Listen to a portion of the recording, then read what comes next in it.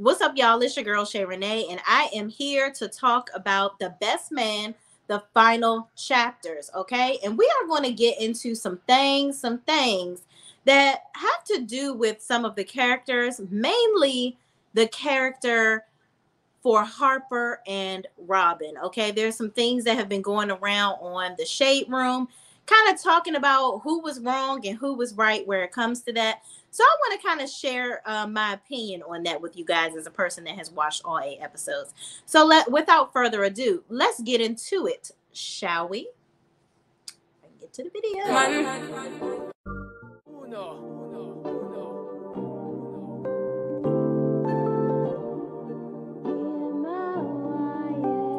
Can't ball in a life, man. Go on with it, go on with it. Do us. So we are coming in with a force. Yeah. Blessing the reap and we coursing on. All right, y'all. So on the Shade Room earlier, they posted the photo that I actually used. And matter of fact, let me post it now so y'all can see. I want y'all to see what I'm talking about. Okay, the Shade Room posted this, the great debate, okay? Who is the real villain, all right? So in the movie, they're kind of saying Harper, played by Taye Diggs, is the villain in the Best Man Final Chapter series because, and we're going to talk about why. So spoiler alert, if you have not watched all of the episodes of the Best Man Final Chapter on Peacock, okay? Get on out of here. All right. I don't even know why you clicked on it now. You're here. But get on out of here. Or if you're a person that doesn't care about spoilers like me, feel free to stay. Okay. So I'm just going to go through the couples and what they went through. And then we're going to end with Robin and Harper because I really would have loved to have more people in the chat so I can kind of get you guys' opinions on it. Now, me and my husband, we did another episode of So I Asked My Husband. And we went into detail about every episode and whatnot. And that will air tomorrow. Y'all are watching this now at 8:30 on Wednesday, the 28th Eastern Time. The So I Asked My Husband will come out tomorrow at 7 o'clock, December 29th, Thursday, December 29th. Okay. So anyway, let's get into it. So, of course, we know from the Best Man series, there's Morris Chestnut that was played by Lance, and he was married to Monica Calhoun, which is the Mia character, okay? So, of course, as we know, in the Best Man Holiday, Mia ended up passing away from breast cancer, okay? And y'all, my son is going to be in the background trying to make noise because I don't know why. Hold on.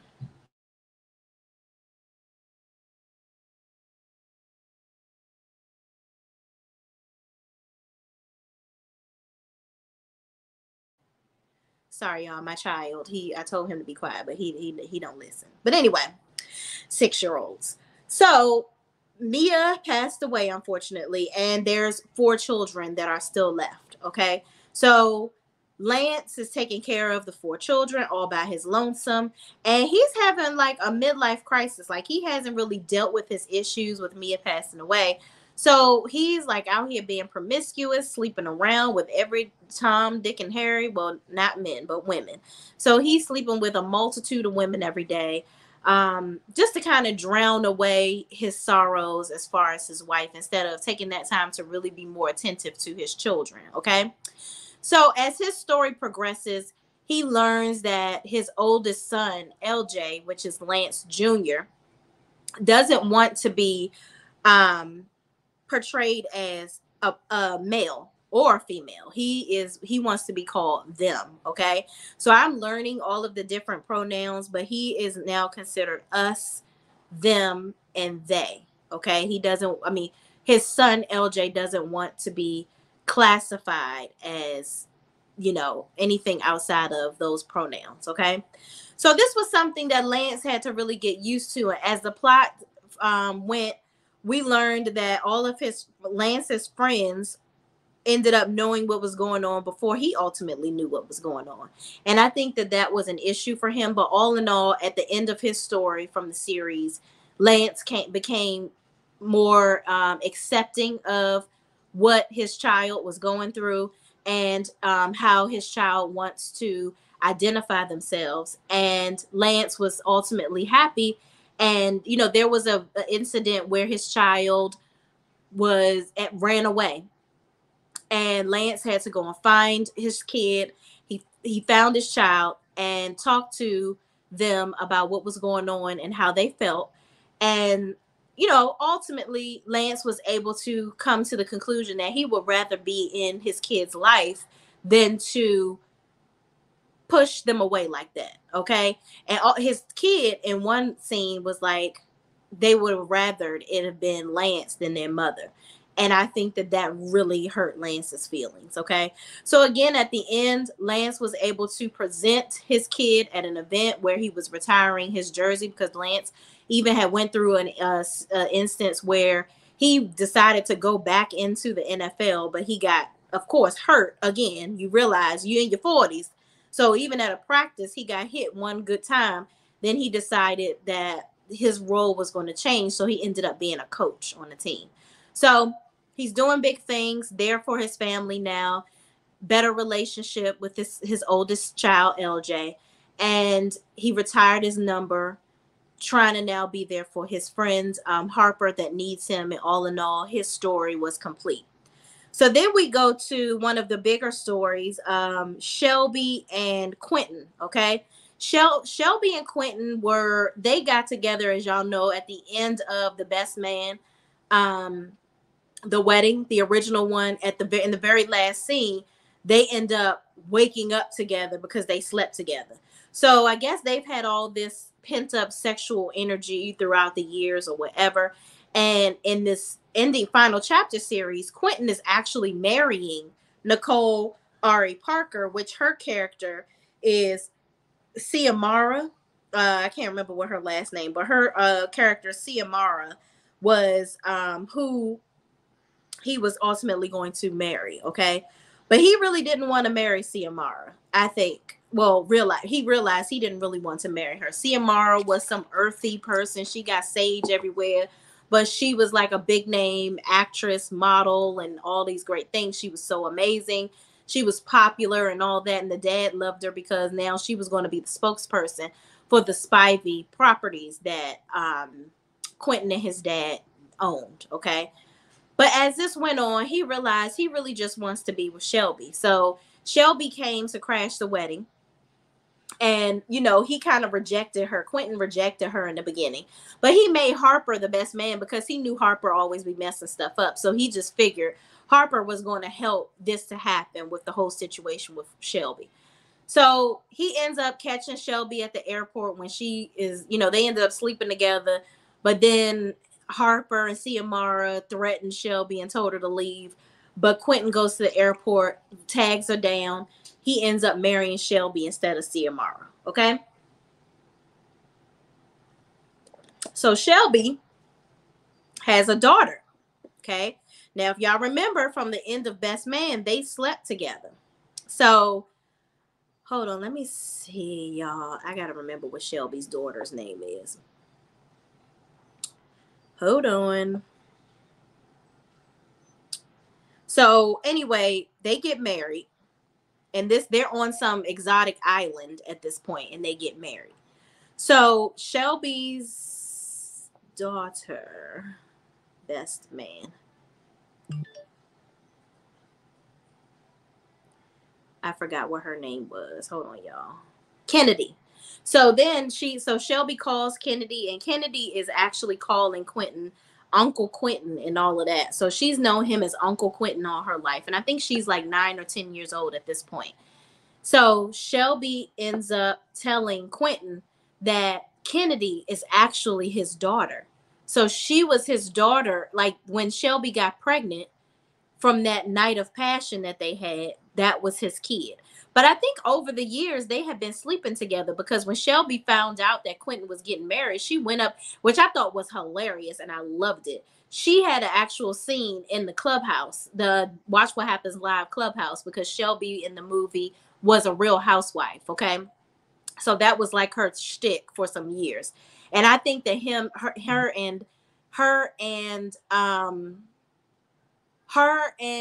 Quentin had been having sex over the years, even though I guess he was dating other people, but they never really made it official. So anyway, things go along. Kennedy is now a teenager. She hangs out heavily with LJ. LJ feels comfortable being themselves around Kennedy. Um, so that's kind of, Quentin actually was one of the first people outside of Jordan, which is played by Nia Long, to find out who LJ was. Okay. Really.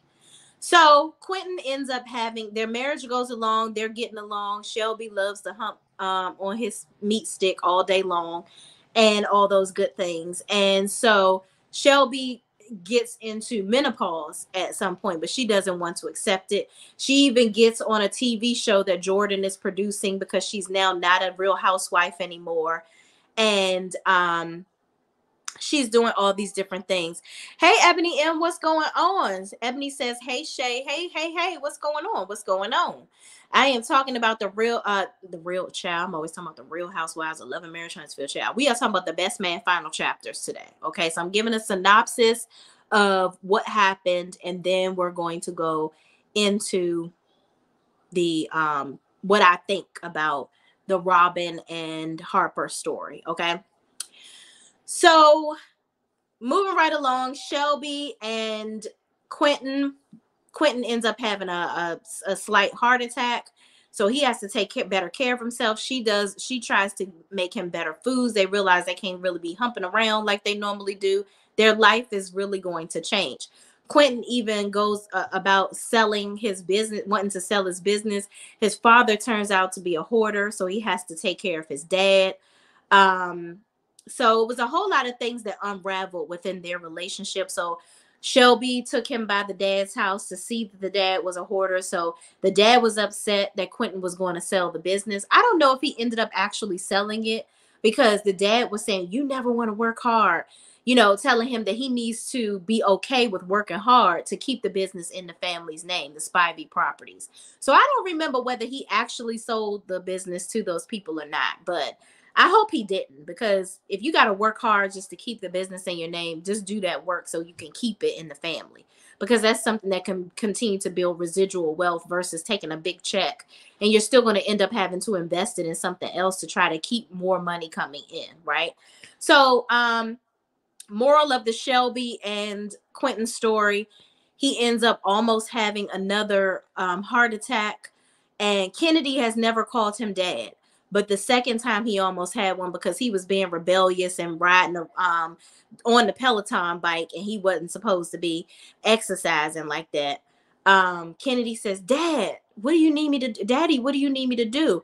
And so I think that helped him, because, and then he realized he wasn't really having a heart attack, but he was so excited that Kennedy had called him daddy for the first time. And I think Kennedy at this point was like 16 or 17 years old. She's in college.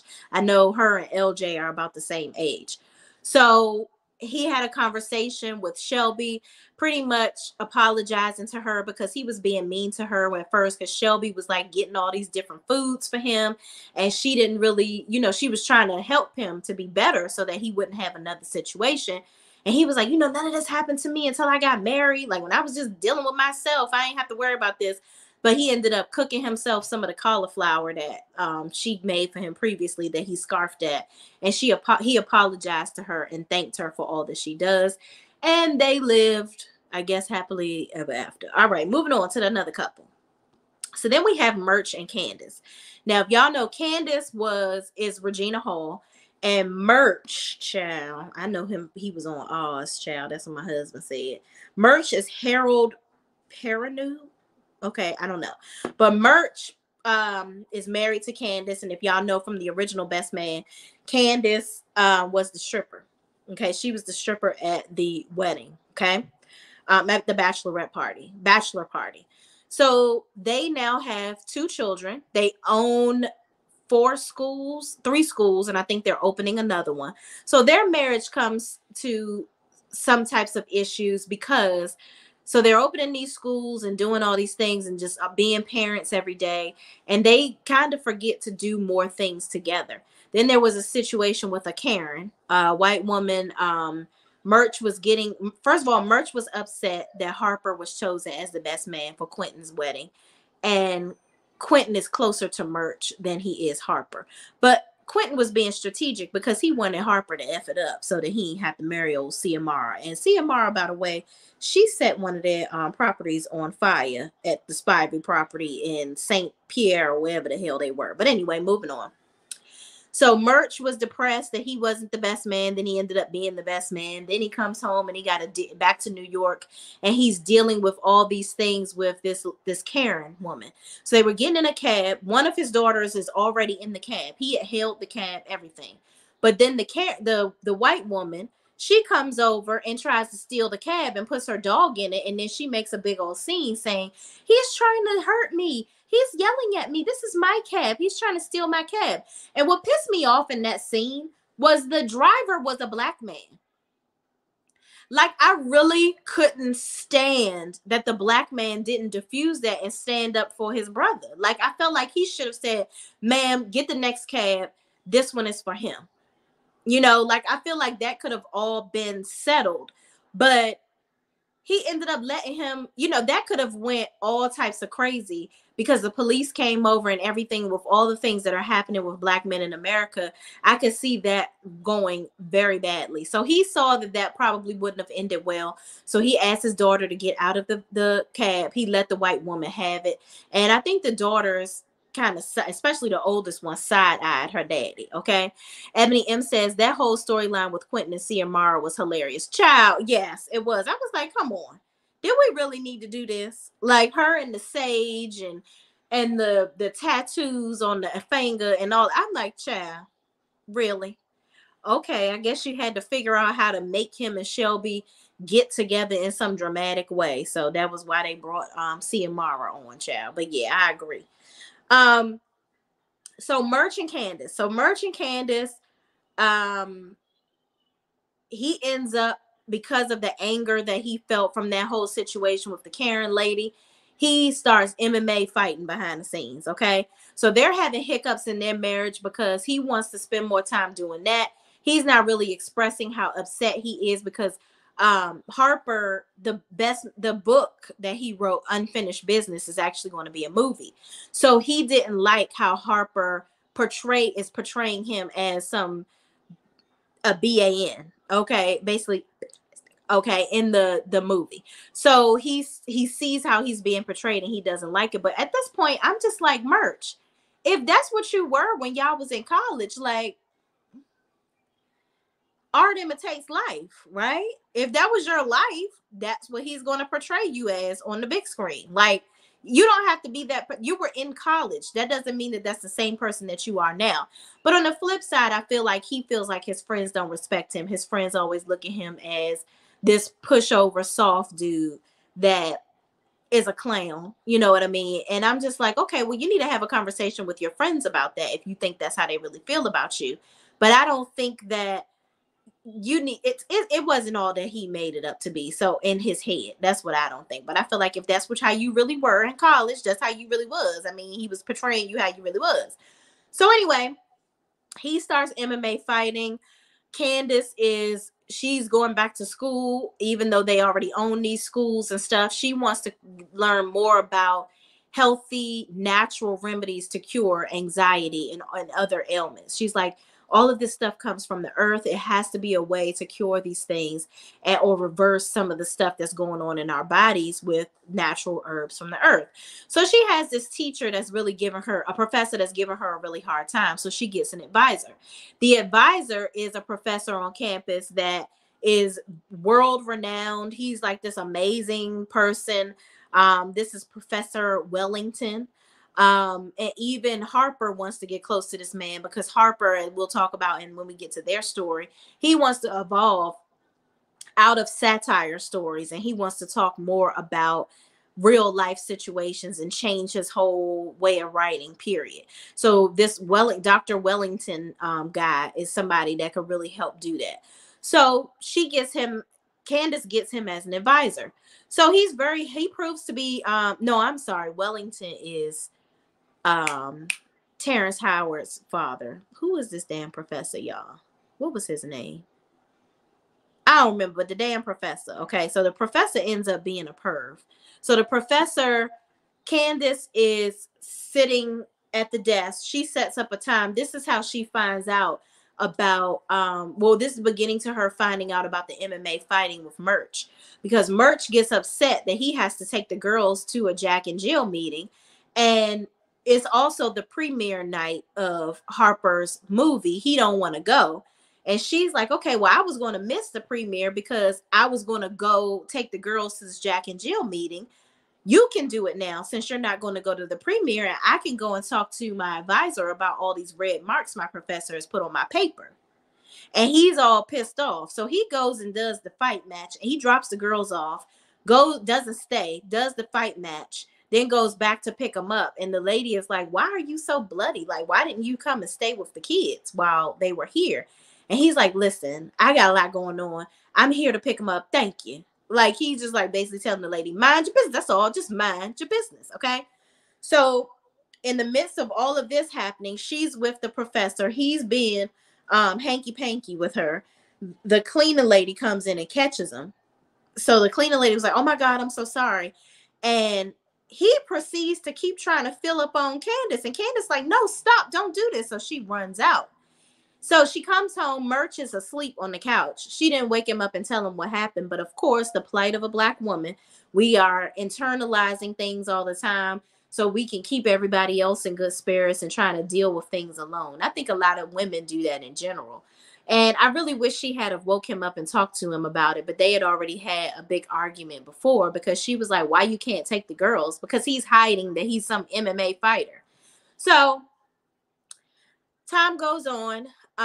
He ends up going live because he has some final match. The girls see it, tell their mom. She goes to see the match, and she's like, I'm kind of turned on that you're doing this. She's like, why you ain't tell me? So then she tells him about the professor putting his hands on her, and sexually harassing her or whatever. And they talk about it. He's like, don't ever keep stuff like that away from me again. They start to try to rekindle their relationship. Okay.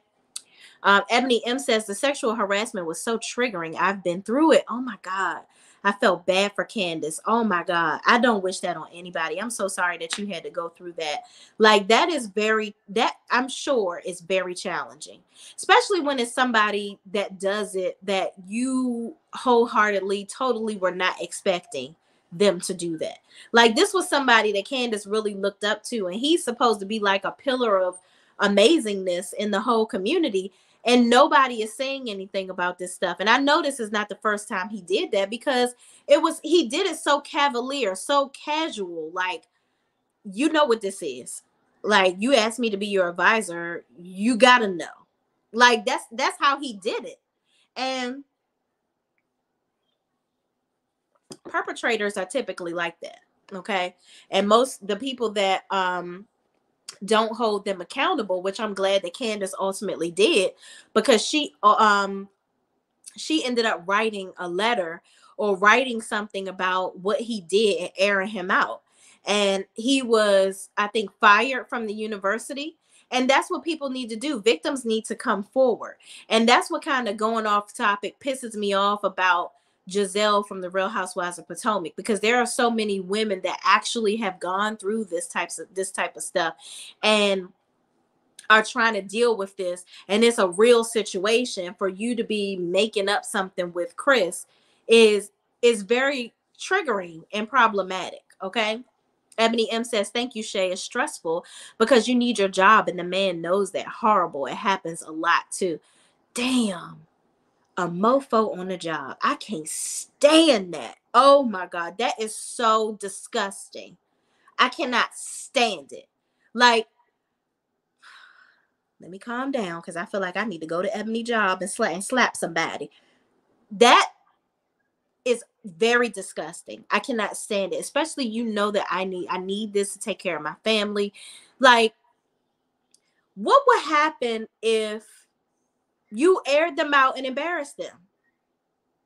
How would they feel? They should stop doing this. Like, men, if a man watches this, stop doing this BS. There are women out here that are okay with you paying them for it. You pay them to leave. Get what you need to get and going on, and stop messing with people that this is unwarranted behavior. I'm telling you right now, because you're gonna get the wrong one. You're gonna get Ebony on the wrong day, and you're gonna leave work with no balls. Okay, you gonna leave whatever you touch me with, you ain't getting back. Okay, that's that on that. All right. Ebony, I know you gonna handle your business, girl. I know you are, because they ain't gonna get away with that. I can tell from your profile picture, you don't play that. All right, you don't play that. All right. Yes, hit that like button, y'all. Everybody that's watching, please, please, please hit the like button. Hit the like button. I appreciate you in advance. Ebony M says, right, Shay, just pay for those services. Right, exactly. And get up out of my damn face. The hell, child. But Ebony, all jokes aside, I will be praying for you. And I hope that there is a avenue to get, number one, this mofo stop doing this mess, because I'm sure if he doing it to you, he doing it to somebody else. And two, you need him in the balls one good time. That's what you do. One got moved to another team. One got moved to another team. The other got fired because God don't like ugly. Because he don't. And he don't like when nobody mess with my Ebony. And that's that on that, period. Thank God. I'm so glad that is hopefully over for you, sis. Because, oh my God. See, that's what I'm talking. See, I shouldn't be like this. I shouldn't be like this. And this part why my husband, I get on his nerves sometimes, because my mouth, the way it is, I'll be like, fuck this job. Okay? Which everybody can't do that. And I understand that. I can't either. But I'm like, you know what? I'm so sorry. We love this house that we live in, but we might gotta sell it, because I might be going to jail. Because I think, well, I had to go on and whoop somebody's ass at work. You know, that's what I had to do.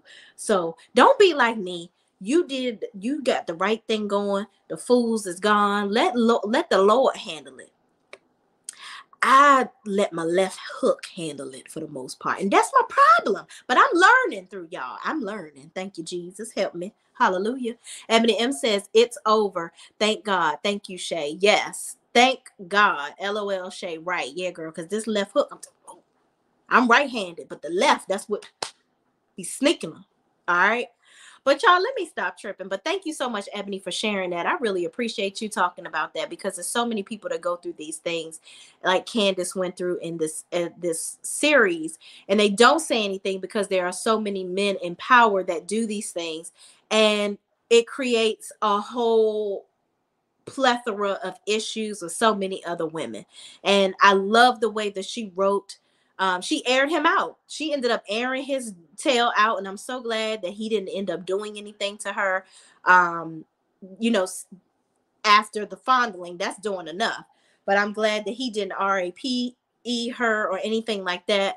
So that was a good end to their story. Ebony says, LOL, let your left hook handle it. So yes, girl, listen, the left first and then the right gonna follow up, child. Okay.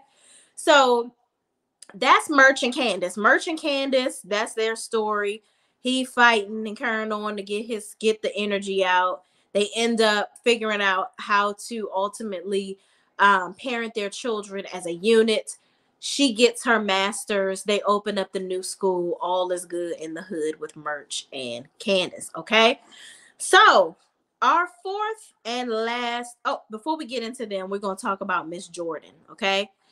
Jordan, not really much has changed with her story. Jordan is played by Nia Long. She still workaholic, still climbing the corporate ladder, still doesn't have any children. She's helping Lance with his 4 kids. She's doing what she needs to do. And that's that on that. So she ends up having a short relationship with Demetrius. Demetrius was her college sweetheart that did her dirty, did her wrong, and then he ends up coming back into her life. She is very hesitant to get back with him, but she ends up getting back with him. She ends up getting pregnant by him, but it's a dormant pregnancy of some sort or whatever. So unfortunately, she didn't end up having ultimately being pregnant. But I would have loved to see Nia Long, her character, Jordan, actually have a kid, because I think that that would have ultimately helped her to relax and think about something other than work. You know what I mean? Like, if she really, I don't think that it was in her plans to have children, but I would have loved to see her actually have a kid. So she was the one that LJ confided in about, you know, how they wanted to live their life. She ultimately also had another scene with Harper where they was kissing, and he was filling up on her booty and all that. I just don't understand how Jordan could be so close to Robin. Like, her and Robin have become friends over the years, and you still so easily making out with her man. I don't, I can't do that. That's, I'm sorry, y'all, but I ain't no treacherous chick like that. Like, I'm not going to be like, I know what happened in The Best Man, where they literally slept. I think they slept together, or they almost slept together again since college. And then he ended up marrying Robin. So y'all have become the best of friends over the years. But you were so quick after the movie premiere, Jordan, to be kissing all up on Harper in your apartment. Y'all still have this sexual chemistry or energy between the two of y'all. And I just couldn't do it. I'm sorry. I just could not do it. It's my friend is here. All my friends are here. Angie says, child, Angie, your name kills me every single time. Angie said, Angie Marceau, aka Legs, Hips, and Breasts, says hello, Shay and chat. What's up, Angie? Angie says hello to our good friend Ebony. She said this is the best show I've seen ending 2022.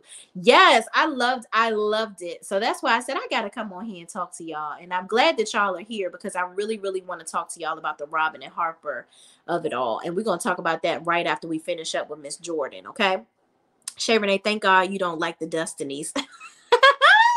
Love and Marriage Huntsville of the world. Hell no. Yeah, no. Because I can't. Listen, let me tell y'all something. And this is serious. I pride myself, and my friends will tell you, I pride myself on being a good friend. And Destiny defies everything that I would ever withstand. Ever. Like, I have friends that we haven't talked in years. Well, we probably not friends no more, but you know, I have people that I was friends with, haven't talked to them in years, and they did me dirty, dirty. But I would never tell their secrets, ever, ever. And even to this day, if people talk about them to me, I'm like, I don't know what you talking about. But yeah, let's move on. What we talking about? Like, people have even called me rude when I do that. Like, they'll be like, but I was just trying to tell you about so and so, and I'll be like, and I was just not participating. Moving on. Like, I don't talk about people. That's not what I do at all. And I don't care if it's rude when I dismiss people. And Destiny, that's why she gets under my skin, because she does that. She's trifling. I can't wait to see this reunion, to see how she tries to dance around this I'm gonna tell your business stuff. Girl, bye. Goodbye, Dusty. Moving on, y'all. Let me get back on to this story, because y'all know I will go on into some Love and Marriage Huntsville real quick. Destiny is supposed to have hooked up with the husband of his so-called friend at the time, Melody. What?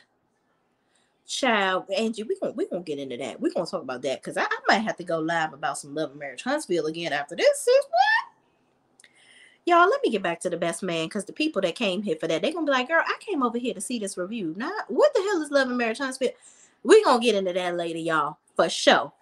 But so yeah, Jordan, she had met somebody on the resort. I would have liked to see her see some type of relationship with the dude Will from the resort versus the Demetrius guy. So the Demetrius guy comes in, he, you know, taking her on trips, nice dinners, trying to woo her because he did her dirty in college.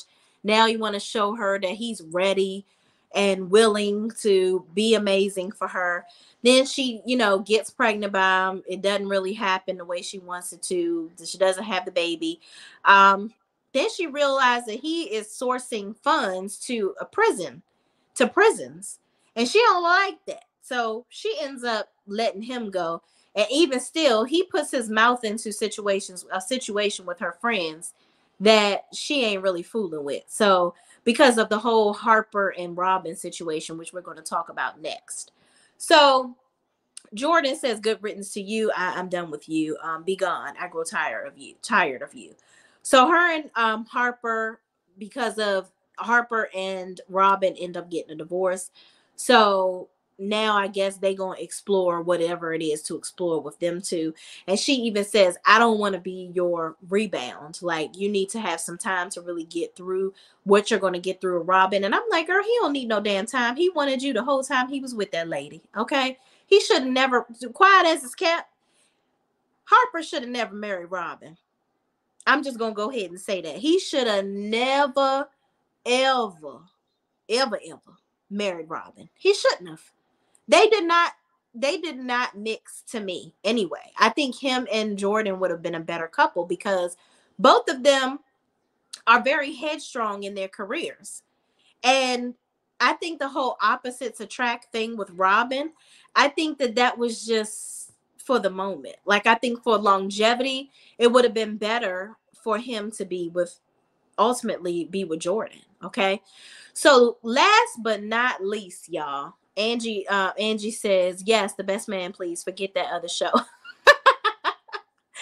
Girl, we're gonna talk about the other show later though, sis, because you know how we gets down with the Love and Marriage Huntsville.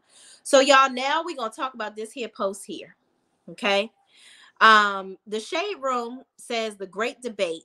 The show villain is shown as Harper, played by Taye Diggs, and the actual villain, which is shown on here as Sanaa Lathan, okay, which was played by Robin character, which is played by Sanaa Lathan, okay. So let's just kind of go down memory lane of the Robin and Harper of it all, shall we? Okay.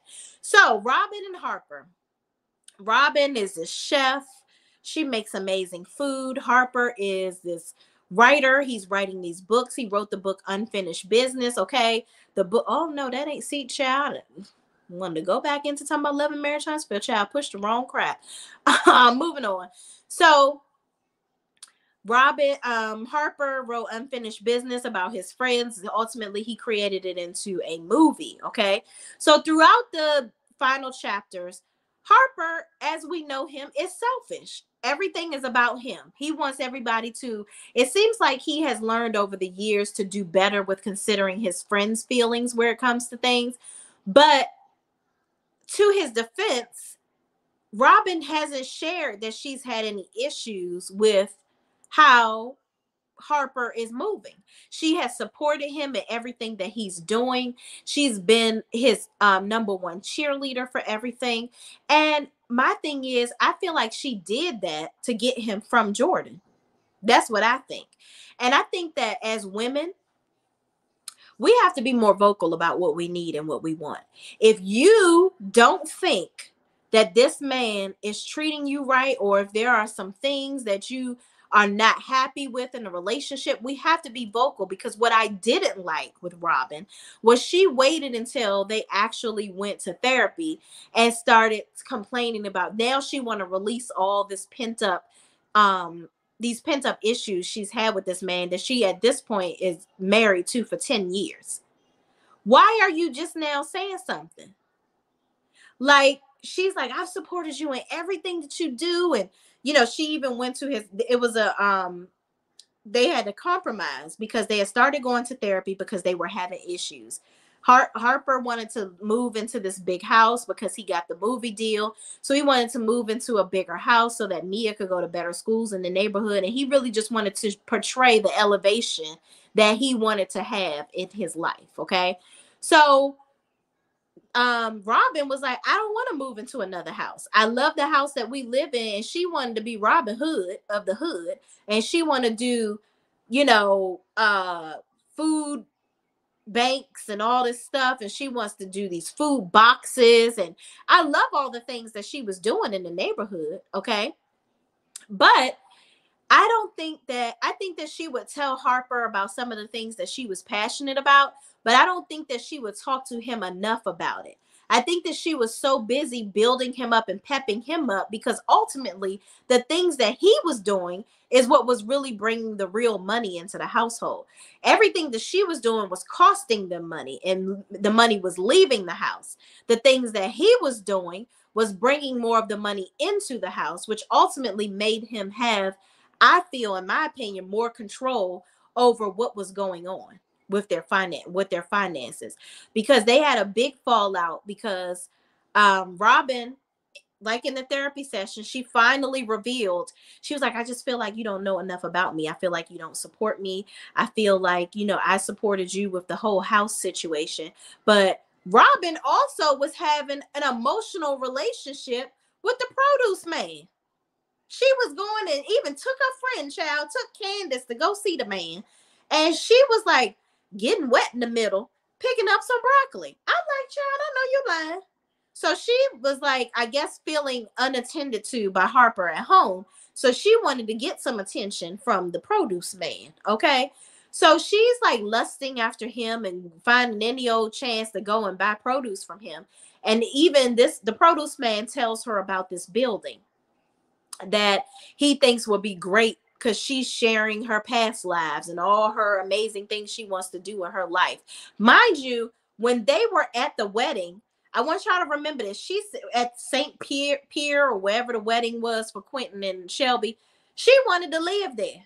She met a lady there that had like a little hut that she had been cooking food in for like over 20 years, the lady said. So she was so enamored by this, and now all of a sudden she wants to move to this place. Like, she comes up with all this stuff that she wants to do, but she never has a plan of action behind it. Like, you got to have plans for the stuff that you're doing because you guys have a kid. So you can't just be like, oh, I love it here, I want to move here. You've been here for a couple days, sis. Unbelievable. So Harper, in their therapy session, he said, you're kind of, I get it. You're passionate about all these things, and I've been so supportive of you. Like, all the things that you do cost money. Like, I helped you with the whole Meals on Wheels. The boxed meals thing. You haven't done anything with that. You want to do all these food pantries and things like that. It costs money. I've helped you do that. I've never said no to you, but I didn't know. He basically said he didn't know that the whole thing with her wanting that place, that he didn't, mind you, he's off somewhere trying to get this movie thing put together for Unfinished Business, and he's on travel, and she's there taking care of their kid throughout all of this, which I'm like, you could have at least looked into the place if she was like so serious about it or whatever. But then I can also see why he wasn't really all into it, because she leads by emotion with all the things that she does. You have to think before you just go and do. If he went and paid for all the shit that she want to do, they would be broke. Like, they would literally be broke. But on the flip side, he wants to do everything he wants to do. But the things that he wants to do brings them more money and more success. So it's all about what you guys want. He wants more money, more success, and he wants to look like it. She wants to live a life of, minimal means and help the community. Sometimes those things don't align, because you want to live minimally and help the community. It's best to have more to be able to provide to the community. And y'all need to both sit down and figure out how that works in both of y'all worlds, instead of one person trying to control the other. And I felt bad for Harper in that therapy session, because he's like, well, I never knew that you felt like this. Like, you felt like I don't support you. You feel like I don't support you. Like, I've done all these things and I'm thinking that this is supporting you. She's like, no, that's not supporting me. But I get it. I guess, I never really did say anything because I didn't really want to rock the boat. And that's the problem in relationships. If you got a problem, if you see something, say something. The worst thing you can do is let stuff build up and build up and build up, because you are afraid of what could happen to the relationship. You ultimately don't want to lose that person. But what are you gaining? You're keeping somebody that really doesn't share the same values as you. So you're keeping and holding on to somebody that can't really love you the way that you want to be loved. I think that's crazy to me. Is that Linda Gamble in the chat? Do I see Linda Gamble? Yes, I do. Linda Gamble says, "Good evening, Shay Renee." What's up, Linda? Hello, hello, hello. All right. Now, y'all better listen to Angie. She said, press that like button and subscribe to the channel. 10 in the chat. Some are hiding in the bushes, child. Yes, they are. Come on out. Come on out. Okay. Bring that ass out and like the video and subscribe. Okay. Because we talk about different things over here. And because Angie said so. And she ain't playing. All right. So, y'all, as the relationship with Robin and Harper progresses, I could see the forest for the trees. I just knew that it wasn't gonna work out. But I really, for me, and this is what the whole debate is about. So Harper ultimately has his movie premiere. She has her, I guess, soup kitchen thing that she has to present for and whatnot. And they compromise. She ends up coming to his event, and he ends up surprising her and coming to her event, leaving his movie premiere early and going to support her. And I think that she appreciated that. So time goes on. I think the whole I think the buying the building thing came up because that was what ultimately put the nail in the coffin for her. No, the Ghana thing is what put the nail in the coffin for her. So movie premiere happens. She's upset that he didn't do what she wanted him to do to get the building. He was like, that piece of property was very expensive for him to not really know what she wanted to do with the property. And I think that Robin didn't do a good job of laying out exactly what she wanted to do with stuff. Because if you want somebody to go and buy property for you, I need to know that it's not going to sit there, because this is something that ultimately buying it is not going to be the last thing. Now we got to renovate this thing and we got to keep revenue coming in from it. So I gotta be aware of if this may be something potentially that I'm going to waste my money on. But one may say that he should have asked some additional questions to help her understand whether this would financially make sense for both of them as well. I think it could have been a further conversation versus him dismissing her because he feels like she's very wayward in her spirit of, ooh, this feels good to me right now, so I want to go ahead and jump on it because I'm feeling the euphoria. And then later on, it's like a child with a new toy. Once you're done playing with it, you're done. And he's like, you can't do that with our finances. We have a kid now, and there's my money that you playing with too, for the most part, because I'm the one busting my ass to bring it in, which I can understand. So moving on from that, she gets an opportunity. So the Unfinished Business movie was majorly successful. Okay. He ends up actually having a conversation with Murch. Murch tells him that he doesn't like the way he was portrayed. Harper apologizes to him. They get back on the same a good foot together. So all is good in the hood with all his friends, but he gets Unfinished Business too, because the movie did so well. So now she wants to go to Ghana on this mission trip of sorts for 3 months. And he's like, oh, well, Unfinished Business 2 is happening and they're going to pay me all this money. And, I was trying to change the genre of what I'm writing in, but this is just making me so much money and I got to be available to the people for this. I don't control the scheduling. She was like, yes, you do. You're the one that has to write it, so you can control it, which I think that this is where Harper messed up. I think that Harper should have went to Ghana with her. He should have obliged her, went with her for the 3 months or whatever, let her get her feel of euphoria from the motherland, and, come back and all will be good in the hood. Y'all can live y'all life like it's golden.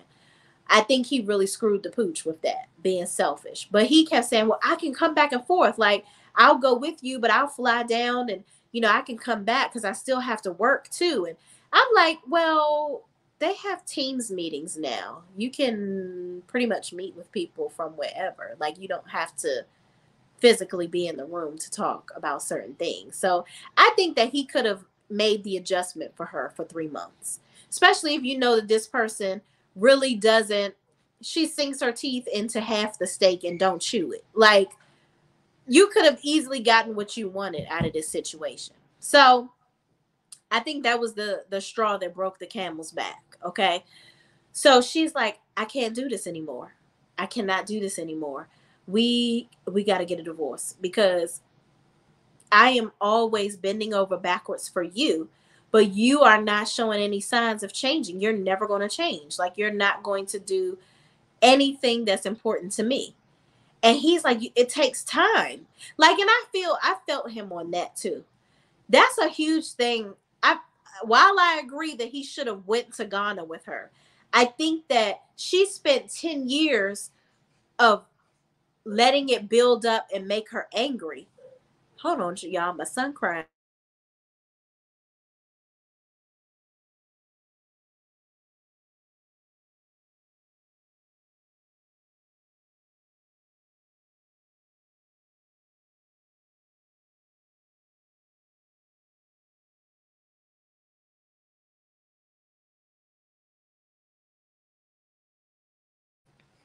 Child, my son can't find his favorite stuffed animal, so he in here whining and crying. I had to tell him be quiet, child. Moving on. So anyway, Robin and Harper. So she wants to get a divorce. He doesn't want to get a divorce. I think that he really is not that crazy about being with her. I think he just wants his child to be there every day. But then, what are y'all thoughts on this part? This is what I really did not appreciate. They're deliberating over the divorce, and she decides, oh yeah, and by the way, I want to take Mia to Ghana with me, and I'm going to live there. Unbelievable. I could not get with that. Okay. I would never, ever. That's another country. It's not like she's moving to another state. That is another country that you want to take your child to, our child to.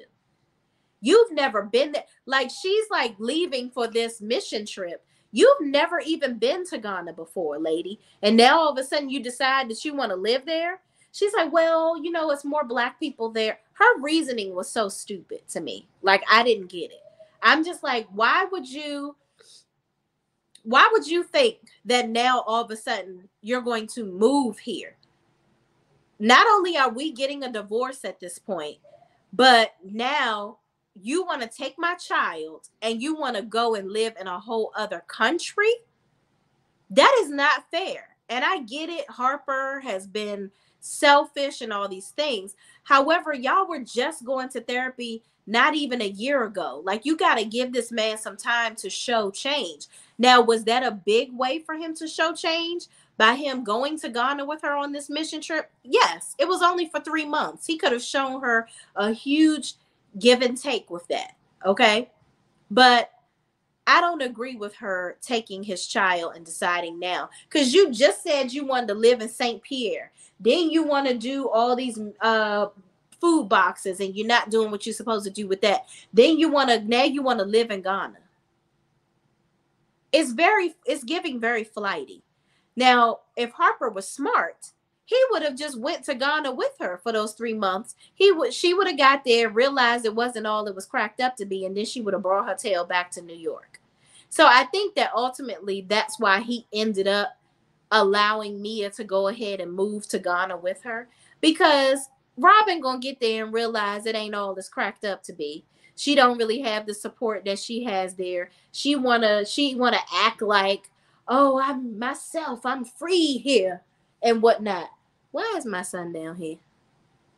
Gavin, go back upstairs. You cannot be on camera. No, no, no, no, no, no, no, no, no. Lord. Well, I guess y'all gonna see my child for the first time. Hold on, y'all. This is Gavin. All right. Well, Gavin, I need you to go back upstairs now, okay? You got to get out of the camera. Mommy don't want you to be on my channel, okay? You want to get your car. You left Elf Gavin in the car? Okay, Mommy will get him in just a second, okay? All right, we'll go back upstairs, Poops. Can't go upstairs without me. Okay, sit down. I'm almost done. And do not do any of that tantrum stuff right now. Child. Kids. So anyway, y'all, let me go ahead and end this because my son is about to drive me crazy. So is this Shay B? Oh, wait a minute. Somebody with my name. Hello, Shay B. You are getting a highlight because you are me, okay? What's up? What's up? All right, y'all. So comment down below. What do y'all think about this whole situation? Oh, thank you, Angie. Angie said you're cute, Gavin. I can't even see anybody. Well, they're commenting, bud. Child, my son, I'll tell you. But y'all, thank y'all for watching. But also, if you're watching this as a playback, please comment down below. What do y'all think about this whole situation with Robin and Harper? Do you think that Robin was right for moving to Ghana and taking their kid? I'm gonna tell y'all right now, I don't think that Robin was right for doing that.